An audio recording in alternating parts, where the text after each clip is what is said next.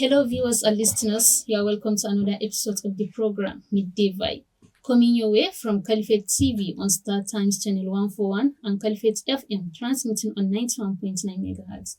I am Hajara Usman Attajiri, your uncle for the show. United Nations lawmakers were urged to oppress Nigerian governments to abolish Sharia law in 12 northern states, where it is currently in operations, and dismantle the Religious Enforcement Hisbah Commission amidst warning that both systems are deepening anti-Christian persecutions. In today's episode of the program, we are going to know what is Sharia law. Why calls for ban on the Sharia law? How are the agitators affected with the law, and what shall be done on the matter?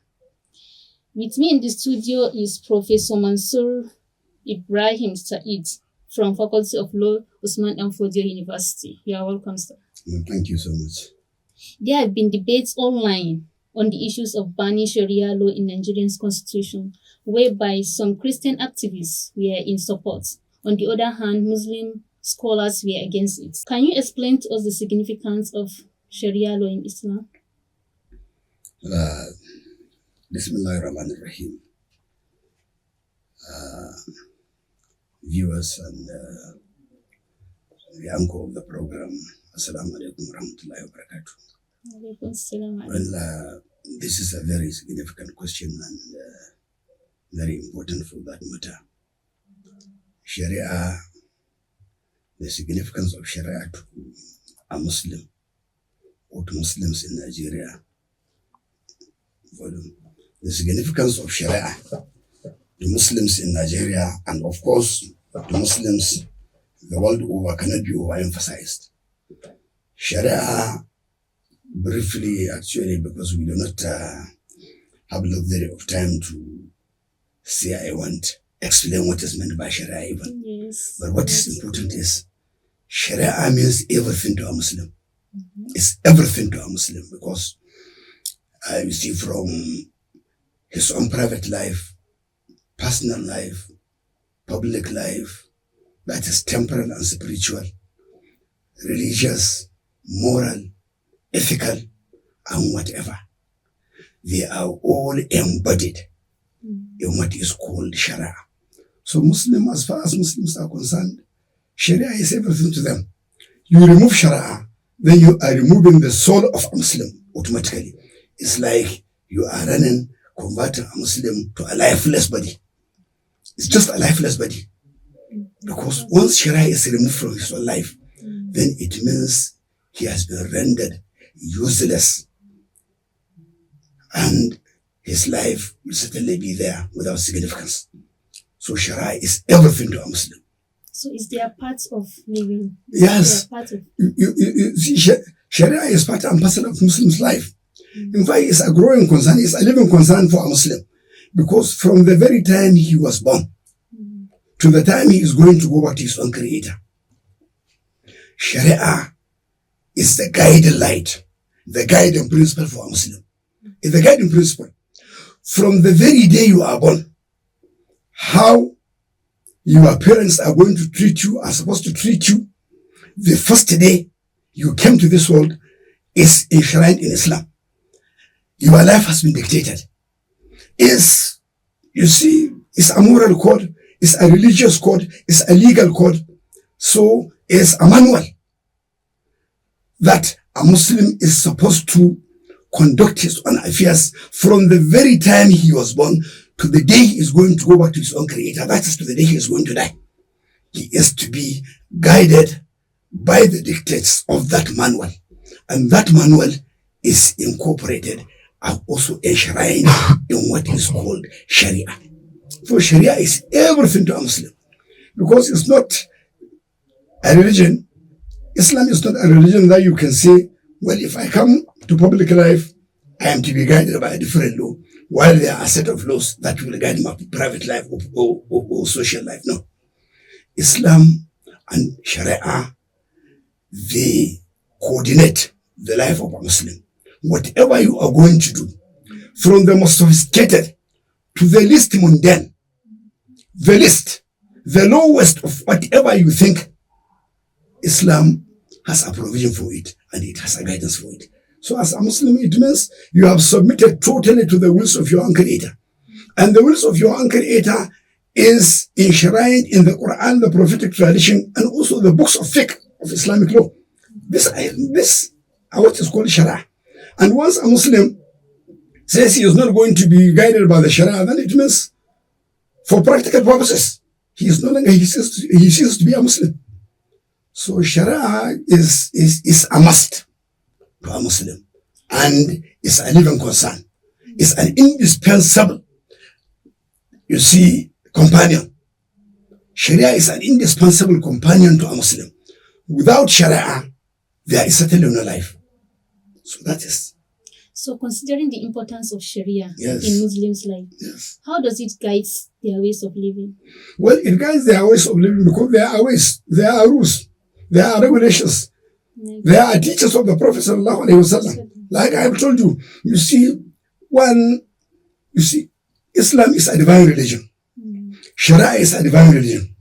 Very comprehensive, very alert, very organic, futuristic, and also very comprehensive. And it foresees what will happen in the next 1 million years. So Allah provides everything. How you are going to conduct your own affairs with your own family. How you conduct your own affairs with your own self. How you conduct your own affairs with your brothers. How you conduct affairs with the larger society. How you conduct affairs, even international relations. Yes. All these are governed by Islam. For instance, Islam says, as a Muslim, you must be able to conduct yourself according to Islamic teachings so that you don't cheat if you are going to have any dealing with someone. You also must relate very well with people. You also should assess your own significance and relevance in the society based on what you do to uplift your own society. What is it that you do to promote your people so that you don't bring any problem to them, you don't injure their feelings, you don't, whatever you are going to do. So make sure that you are conscious of your own relationship with your own creator, your own relationship with other creatures, because all this Allah subhanahu wa ta'ala will ask you on the day of judgment. That is why the Prophet sallallahu alaihi wasallam said, on the day of judgment, son of Adam will not move an inch unless he gives account of 5 things. The entirety of your own life. How did you spend your life? Allah will ask you on the day of judgment. If He has given you resources, how did you manage your resources? How did you get the resources? These are 2 questions. How did you get whatever you have gotten? The wealth you have. And how did you spend it? Allah will ask you. Your useful age. What did you do about it? How did you utilize your useful age? Allah will ask you this. Your knowledge. If you have knowledge, Allah will ask you, how did you utilize your knowledge? Did you use your knowledge to promote human welfare so that people will know what they are supposed to know so that they work according to it? Or did you use your knowledge only to be able to tell people that you have mastery of a particular area and because you will want maybe to cause attention, to bring attention, and also to be able to create just fame and then to be able to get this worldly things? If that is the aim, then Allah will know and Allah will ask you. So whatever you are dealing is recorded. That consciousness is always there and is supposed to guide a Muslim in his own life. That's why I said Islam, you see, religion, morality, ethics, politics, economics, social welfare, family life, all this, they are structured in Islam and they are governed by respective laws. Each one. So there is no aspect in Islam, no aspect of a Muslim life that is not guided by the manual of Islam, and that you find in Sharia. No aspect of Islamic life or of Muslim life that you will not find. Is it politics? Islam has guidance on it. Is it economics? Islam has guidance on it. Is it international relations? Islam has guidance on it. So there is nothing left. Nothing left. Nothing is left in Islam. So that is All the right. significance. Yes. Nigeria is a country that comprises of people from different religious backgrounds. We That have is the it. Christians, Muslims, we That also is have the traditional worshippers. That is it. So in a country like Nigeria, That is it. do you think Sharia law can coexist with constitutional laws? Well, very well. You see, let me just give a brief, historical, I take you into brief historical lane of Sharia in Nigeria. Nigeria, what we call Nigeria today, came into existence in 1914 as a result of amalgamation. Before 1914, there was nothing entity called Nigeria. Of course, there were people occupying places, but to call it Nigeria, there was nothing like that. And Muslims had been in this country for only God knows. Okay. And you see, when the British came to Nigeria, late 18th century, when they came, they found a people, they found a political structure, they found administration, they found everything so fine, so articulate, and also so comprehensive and very well regulated. That was why they opted to using indirect rule. Indirect rule. So when they came. you are trying to say that when the colonial masters Very came, well. the Muslims are already practicing Sharia law. The Muslims were practicing Sharia law. You know, the result of the revivalist movement in Nigeria, anchored by the three eminent personalities, Usman ibn Fodio rahimahullah, his brother Abdullah ibn Fodio rahimahullah, and also his son Muhammad Bello. They were the architect of the Sokoto Caliphate.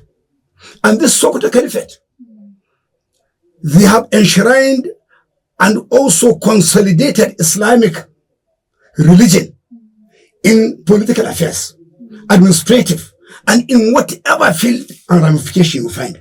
Sokoto Caliphate has built that with strong pillars anchored on Islamic ideals and Islamic teachings. That was why when the British came, look at, they said, well, they made northern Nigeria a place they called of peculiar circumstances. Peculiar in the sense that, according to them, there was nowhere outside Arabia where Islam was firmly engraved than it was in northern Nigeria. That was what they said. Islam was firmly engraved in northern Nigeria when they came. Firmly engraved. That was why even Lugat, in his speech in 1903, after the collapse of the Sokoto Caliphate, on the 21st of March in 1903, Lugat formally declared that we are here and we will continue to hold the Al-Qalis and the Emas courts as of old. We are not here to interfere with your own Islamic culture. We are not here to interfere with your own laws. We are not here to interfere with your own court system. That was what Lugat said in 1903.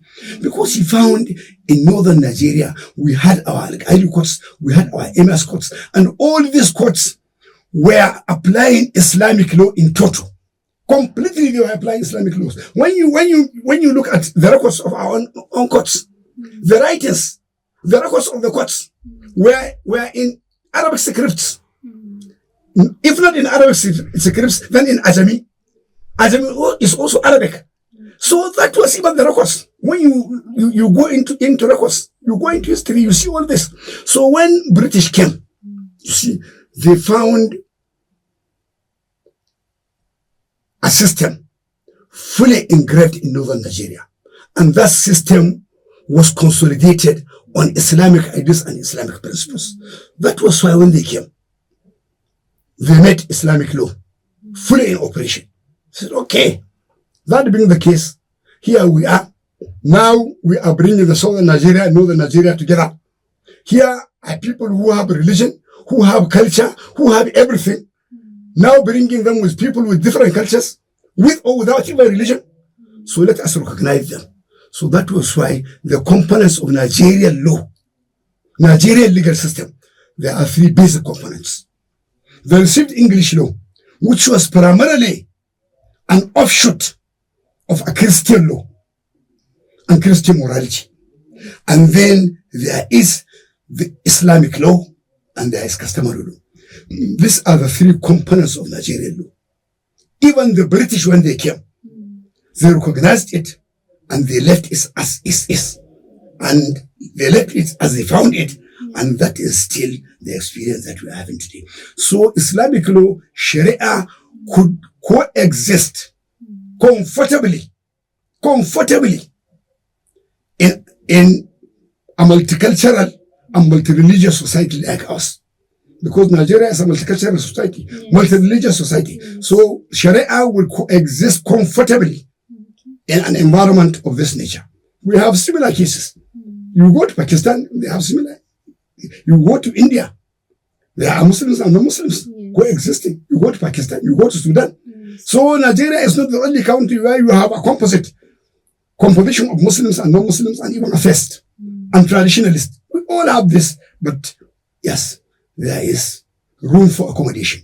We can all live together. Yes.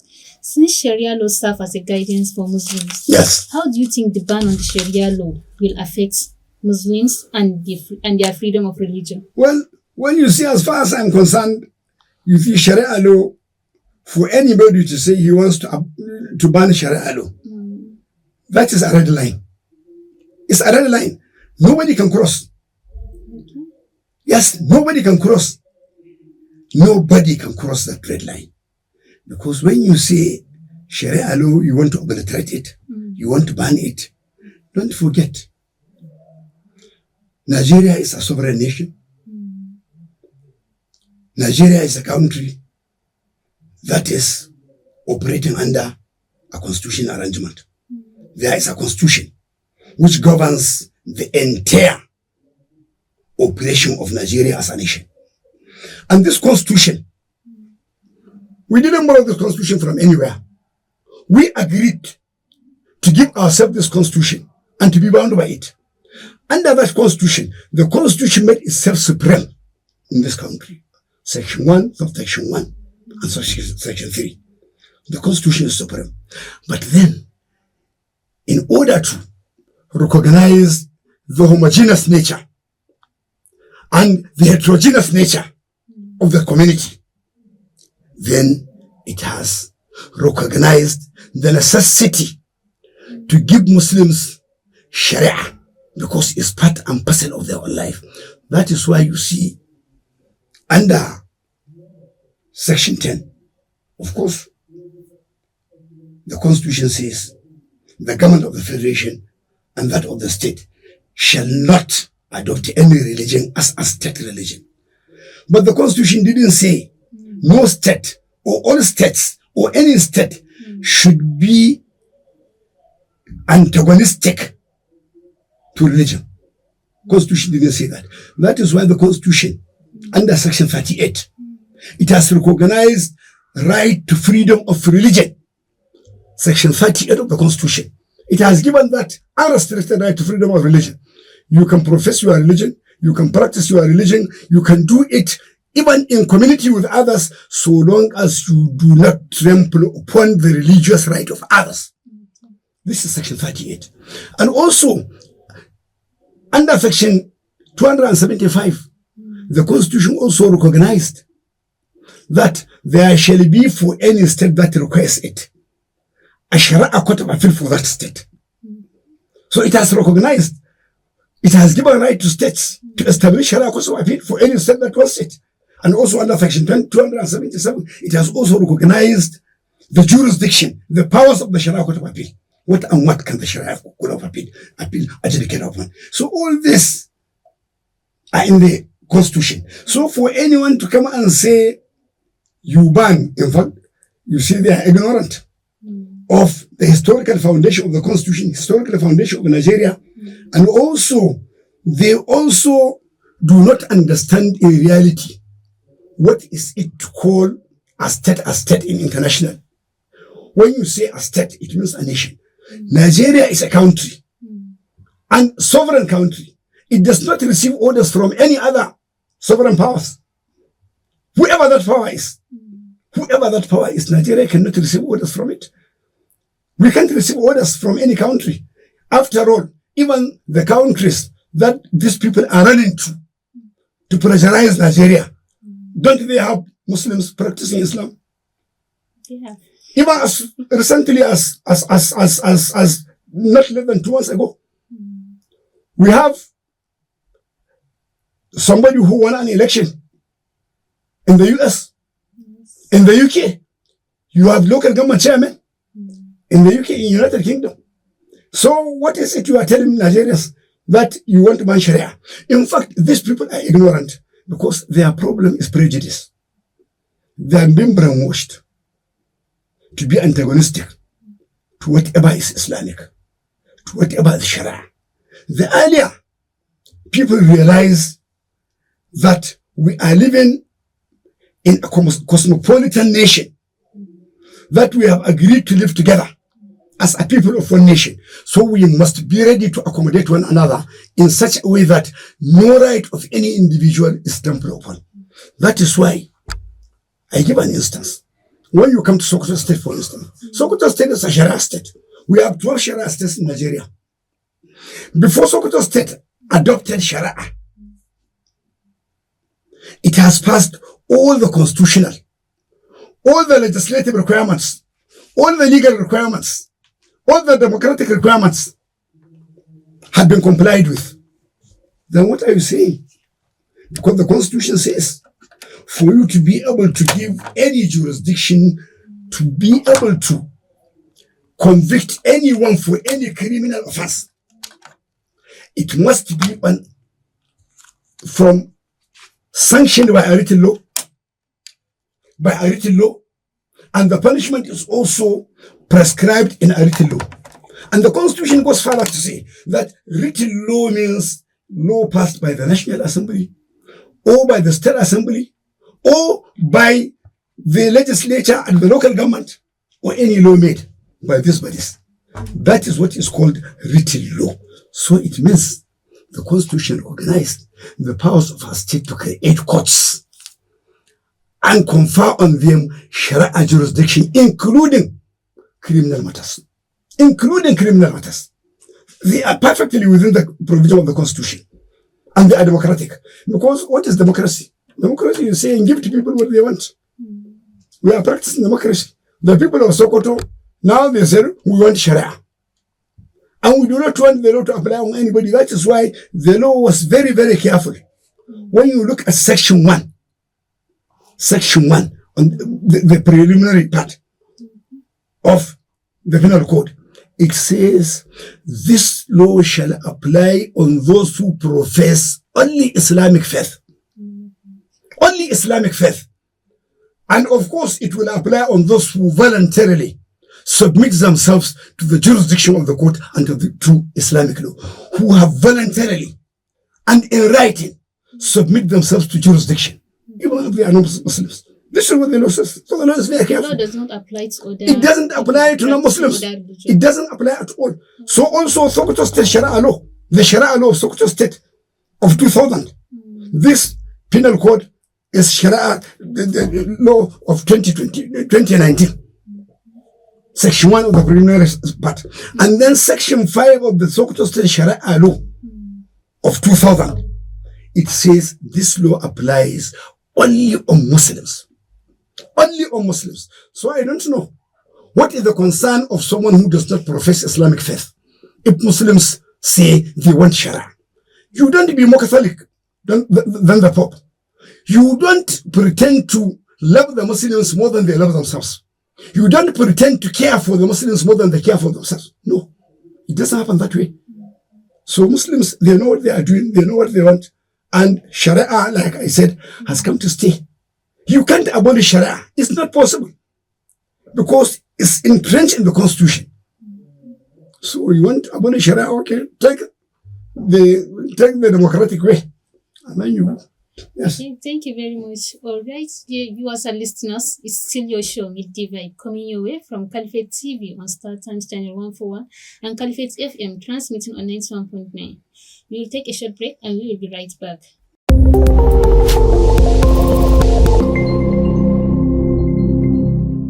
Welcome back. If you've just joined us, this is Midday Vibe from Caliphate TV on Startan Channel 141 and Caliphate Radio, transmitting on 91.9 MHz. Right here in the studio is Professor Mansour Ibrahim Said from Faculty of Law, Usman Danfodio University, Sokoto. With recent happenings in the country, especially on security matters, we have Boko Haram, armed bandits, Fulani herdsmen, and so on. It has tarnished the image of Muslims in Nigeria and in other, I can say nationwide as well. So how do you think Nigerian Muslims can contribute to national unity and development? Well, Muslims have always been contributing to national unity and development because we have been part and parcel of even the struggle that led even to the independence of Nigeria. Muslims have given great contribution in that regard. And also, we as Muslims, I believe, we are the anchor. Muslims are the anchor that have provided the fabric for the continuation of this country as a single nation. Because Islam preaches tolerance, Islam preaches understanding, Islam preaches accommodation, and also Islam never compels someone to adhere to its own teachings. It never compels. It never compel anybody to accept it or to practice its own tenets. So, you see what is happening in Nigeria in terms of Boko Haram, in terms of others. All this are the antics, are the happenings of the antics of, in court, adversaries of Islam and Muslim. They have no place in Islam. Boko Haram, you see, these are creations of the fierce columnists, let me say it. We are fierce columnists, whether internally, whether foreign, whether international. There are people who are there propelling, creating these bodies, supporting them, and financing them to be able to bring disunity and disharmony among the people. Because Boko Haram, we know the history. Boko Haram, all those who spearheaded the campaign of Boko Haram, who give the guidance, they never receive their instruction, their inspiration from the foundations of acceptable teachings of Islam. They are outside it. And that is why even when you see this Boko Haram started in Nigeria, we know the leader of Boko Haram is an open secret. Anytime he had a problem with authority, we know those who used to go and get him free whenever he had a problem. They had nothing to do with Islam. So these are machinations and they are evil doings of people who do not wish this country well. But certainly Islam and Muslims have really nothing, and I say nothing, to do with the issue of Boko Haram. So that is why, you see, when many Muslims are coming out to condemn the activities of Boko Haram, the activities of bandits, the activities of all these conflicts, and these conflicts, most of it are not religious. They are ethnic, economic conflicts. They are conflicts over resources, conflicts over grazes, over places of grazing lands, conflicts over who gets what. Most of these conflicts are really not fueled and propelled by religious teachers. When you talk of Boko Haram, certainly Boko Haram, of course they will tell you that they are there to protect Islam. But who are they? Who are they? The first victims of Boko Haram attacks. Go into history and find out. Their first victims are Muslims because they do not believe the Muslims that we have found in Nigeria, you see, deserve to be called Muslims. That's why their first victims are Muslims. This will tell you that these people have nothing to do with Islam. And our leaders have come out clearly and plainly to say it. The Sultan has said this not once, not twice. Prominent Muslim scholars have come out to say that yes, Boko Haram is not Islamic in any way. But some attackers, before they attacked, they used to shout Allahu Akbar and so on. Of course they will shout. And non-Muslims, if they had that, of course, yes. Conclude that. Of course, yes. You see, these people are created. These people are created. They are made. They are financed. They are funded. Isn't it? They are indoctrinated. But like I've told you, there are few columnists behind it. They are in reality not fueled by genuine Islamic concern and genuine Islamic teaching. Whoever knows Islam and real Islam, genuine Islam, knows Boko Haram is not Islamic. And Islam does not allow you to take up arms against anybody. And the activities of bandits is equally un-Islamic. Because as far as Islam is concerned, if the bandits, isn't it, those who kidnap people, when they kidnap, on the situation that yes, they have been wronged, they have been denied, they have been deprived, okay. Islam says, لا تزر وازرة وزر أخرى. No bearer of burden will bear the burden of another. So, if you feel somebody has deprived you of your own right, demand your right through the most appropriate channel. Don't take up arms against an innocent person. This is not Islamic. So what they are doing is not Islamic. And when you look at all their victims, more than 50% of their victims are Muslims. So to tell you that these people are really not acting within the teachings of Islamic law.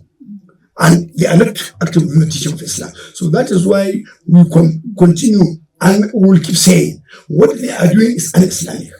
What they are doing is un-Islamic. And Islam never teaches that. And the earlier we demarcate between the genuine Islam and what Islam teaches, and those who hide behind Islam and perpetrate evil and commit atrocities Ignorant Muslims. in the name of Islam, is the better for us. We know the truth. And those who agitate all this, they know the truth. And we know, yes, these are agendas. And we know the agendas. Yes, you see, the foreign policy of the US, the policy of expansionism, the New World Order, all of this, we know all of this. We don't have to go into all this. But we know these people are being sponsored, they are being funded, they are provided with weapons, they are provided with armaments, all these things. There are those behind them who always use it in order to achieve a particular target. And you see the agenda is unfolding. It's unfolding. That is why now we are having all this issue of genocide, Christian genocide, when there is certainly no genocide in Nigeria, we all know. Even those who claim there is genocide, they know better than you do. In the US, they know better than we do that there is no Christian genocide in Nigeria. But because these things are being amplified, because there is a target.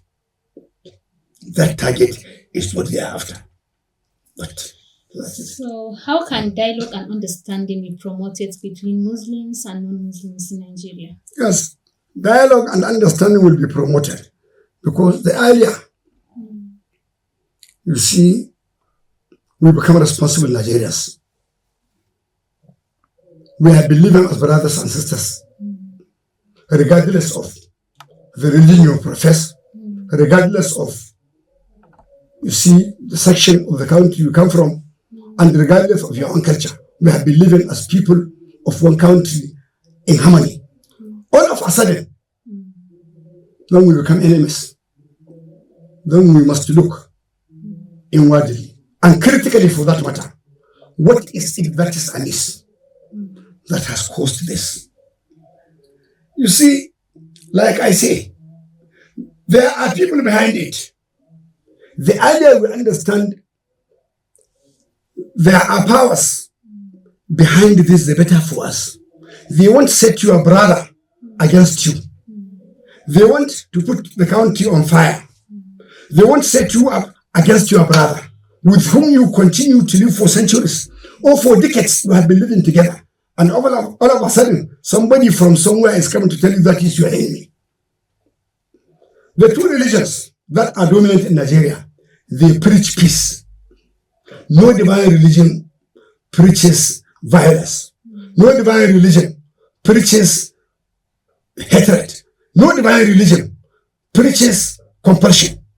The better, the earlier we understand this. As Muslims, you can't today expel a non-Muslim from Nigeria to say you want to have a country only populated by Muslims. It's impossible.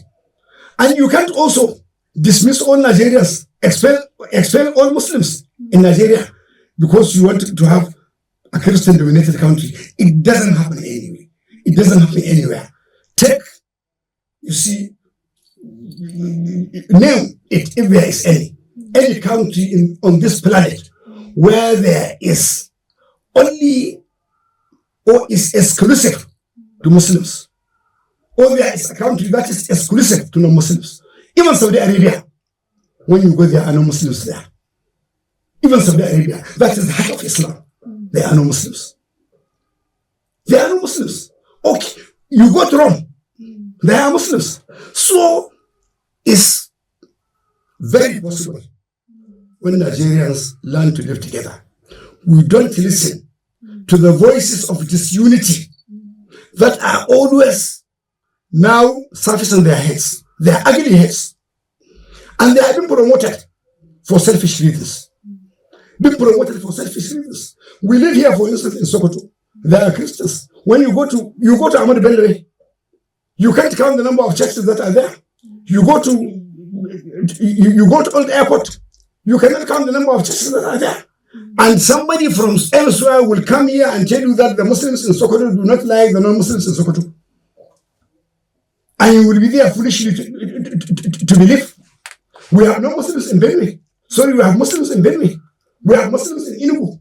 They are going about their life, their daily affairs, without antagonism. And somebody will come here to tell me that people in Enugu do not want Muslims, and I will accept foolishly. These are the campaigns of calumny that is going about, setting us against one another because they want to bring religious war. And there is no country that survives religious war. No country on earth that can survive religious war. So the earlier the better. I am calling to our Christian brothers in this country.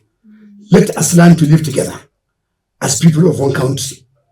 Nobody can expel anybody. Muslims cannot expel non-Muslims. Non-Muslims cannot expel Muslims. So let us understand our common humanity. We are all humans. Commonality, the things that have united us in this country, are more than those things that have divided us. Let us understand the things that have made us people of one country. We understand one another. Let us, you see, be our brothers' keepers. Let us accommodate one another.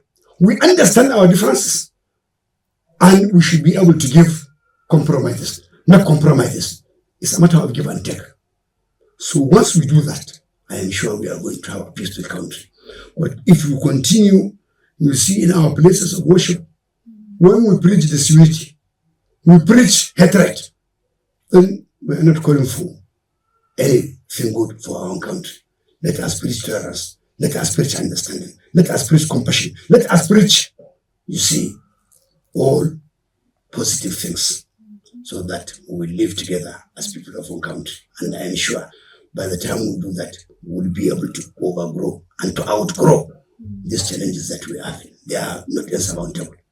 Yes. Thank you very much, Professor Mansour Ibrahim Said, for honoring our invitation. Thank you so With much. this, we come to the end of today's edition of the program Midday Vibe. On behalf of our production crew and our guest, Professor Mansour Ibrahim Said from Danford University Faculty of Law, I am Hajara Usman Attajiri saying stay blessed and keep staying tuned. Califate Radio transmitting on 91.9 MHz and keep watching Califate TV on Startime Channel 141.